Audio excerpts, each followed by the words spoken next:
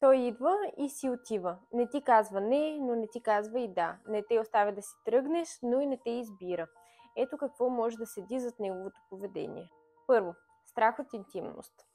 Той изпитва чувства, но когато се доближите, в него се активират стари страхове. Да бъде наранен или да бъде отхвърлен, затова първо прави крачка напред, но после се отдръпва. 2. Ниска емоционална зрялост. Може да не знае какво иска или да не може да го изрази ясно и вместо да каже не съм готов, те оставя в илюзия и в очакване. 3. Игра на контрол. Понякога за този модел стои нуждата той да усеща, че има власт. Той не те пуска дори когато не ти дава истинска връзка. 4. Ти си му емоционалното убежище. При теб се чувства приет, харесван, спокоен, но не е достатъчно ангажиран, за да поеме някаква отговорност. И така се връща само когато има нужда от теб.